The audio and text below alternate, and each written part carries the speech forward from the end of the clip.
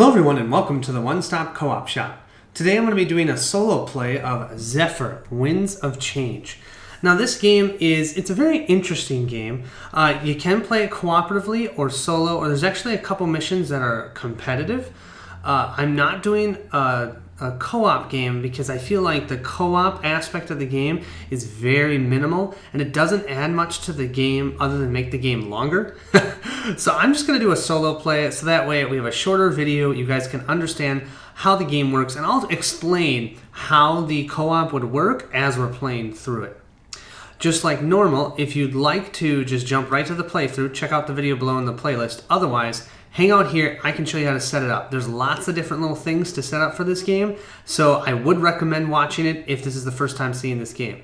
There are two awesome playthroughs already out there.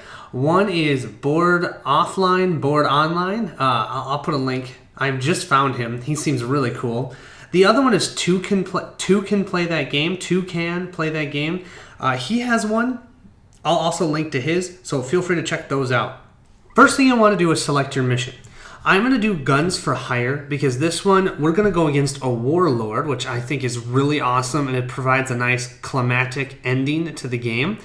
Also, you can see Tier 1, Tier 2, and Tier 3 regions. It is considered hard. Elimination is standard. Don't even worry about that. That just means there's some of them that's a permanent, so if you get eliminated during the round, you're done. Versus in this one, if you would be eliminated or you lose a battle, you just have a critical roll that happens, and then you continue on your merry way. This tells you a little bit about the story. So our story here is a warlord who has established a blockade of the northern trade routes. Who is willing to drive this threat off once and for all? So that's what we're doing. We're trying to get rid of this blockade. We also have a specific event criteria. So in order to get to the end of this track, and to be able to fight that warlord, we have to be able to complete assignments in the amount of 1 plus an additional assignment for each player. So we have to complete 2 assignments for sure. If you fail to complete the required number of assignments, you fail the mission. Otherwise, draw and fight 1 warlord. So when we get here, we'll draw our warlord. We also have some starting supplies. So we'll start with 1 ship with 1 structure hull upgrade, and then for each player outfitted with 60 scrap. So we'll start with 60 scrap and 1 basic hull upgrade. What we have here is this is our timeline. So we'll use one of these tokens here, or cubes, and each day will move along this track. And each of these sections here are a different region, so we'll have different regions as well. And as we move up, the enemies are going to get stronger, and so are we. And then once we get to the warlord, then we fight him, and if we beat him, we win. Next, and probably one of the most important things, you're going to pick your ship. So this is the basic greaser tub. I'm not going to use it, but I'm just showing you what this looks like. It looks totally sweet, doesn't it? This has spots for you to place these cardboard cubes into here, and it fits nicely in there. Yeah, I think it looks really cool. The components of this game are amazing. So you've got a total of 1, 2, 3, 4, and 5 total ships you can choose from. I'm going to go with the Imperial Scimitar. Yeah, Scimitar. A couple things to talk about this shipboard. So over here we have our hull upgrades. We can have a total of 3 regular hull upgrades. It's kind of like our ship's health. And we start with 1 of those. Nice. We can also create 3 shields. Now shields are more expensive, or armor, I guess is what they're called. But the nice thing about armor is at the end of each day they refresh, versus hull upgrades will only refresh when we go back to the resupply. So that's something to note, that having shield or armor can be really helpful because it will let you heal every day.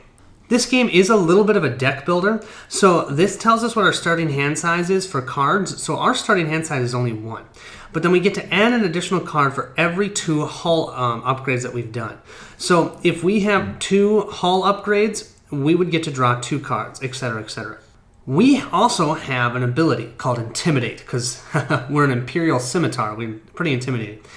We can target a basic enemy ship. If your current undamaged hull is twice theirs, remove that from the battle. Yeah.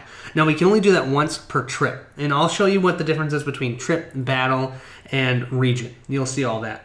At the bottom of the ship, you'll see areas where we can get crew members. But each time we get a crew member, we can place them in one of these 4 slots. If we place a crew member here, they will allow us to play an additional fight card. Or if we play the crew member here, we can play an additional command card.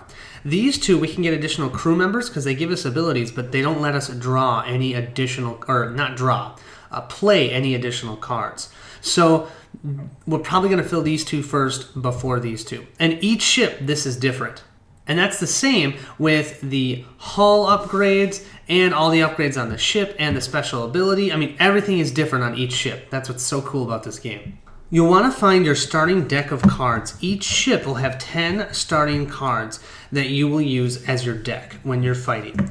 So we'll have these available to us. We also want to get our targeting token because that's what we'll use to determine or to show which ship we're targeting when we're attacking. Also, you'll want to grab your specific standees. So we're the Imperial Scimitar, we'll be this standee. They look kind of cool. They're also really heavy duty, which is nice. Here we have a smattering of some of the cards that you're going to need. So over here are all about the Warlord. These are Warlord wave cards and Warlord ability cards.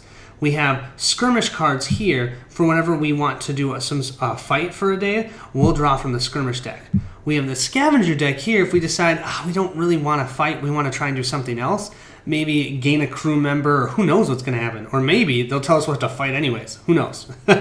Or sometimes these ones actually make us skirmish. Anyways, it's kind of fun. You never know what's going to happen. It's like 2 encounter decks.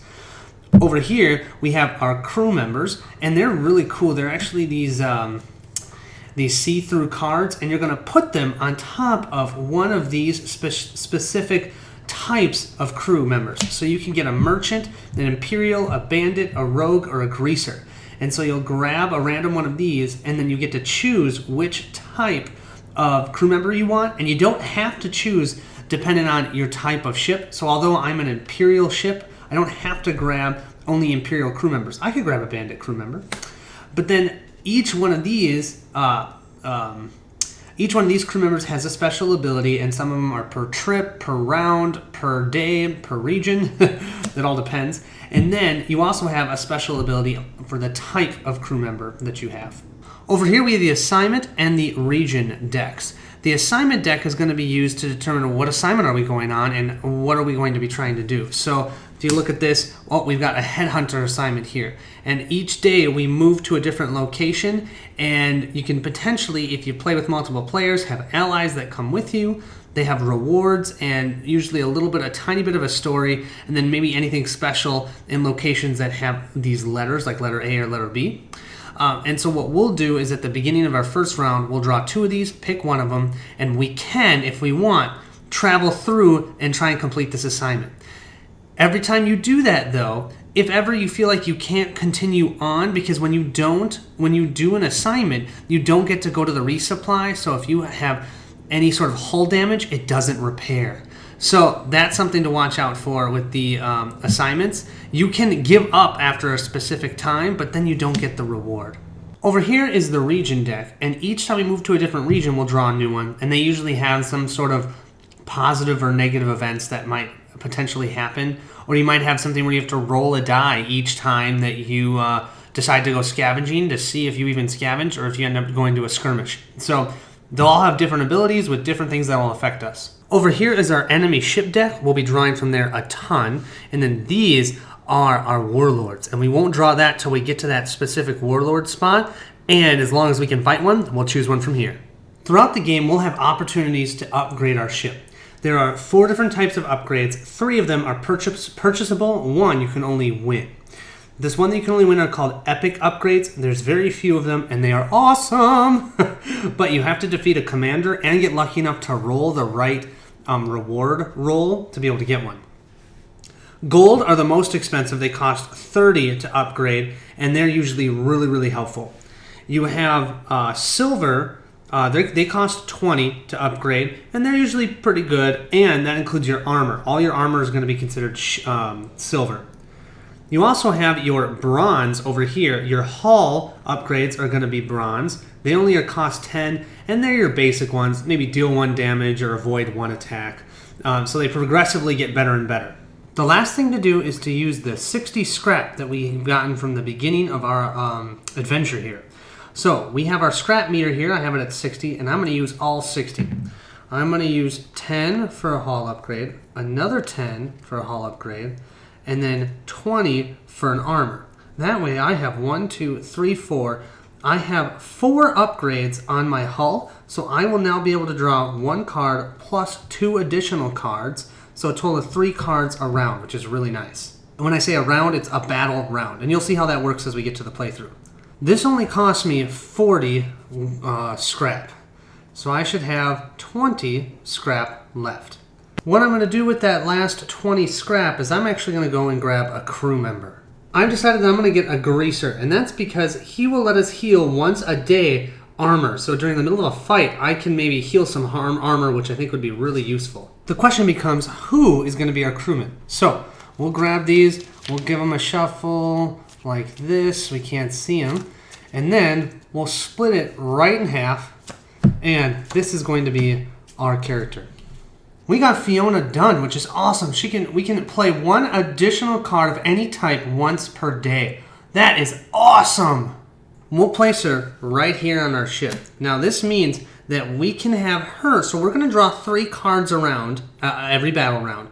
We can have her play 1 fight card, and then as the captain ourselves, we can play 1 of any of the other cards. So we'll be able to play 2 out of the 3 cards that we draw, as long as we don't lose her, which I really hope we don't, because her ability is awesome. This is going to use up our scrap, so we now have no scrap left. We're going to have to just scavenge for it as we play.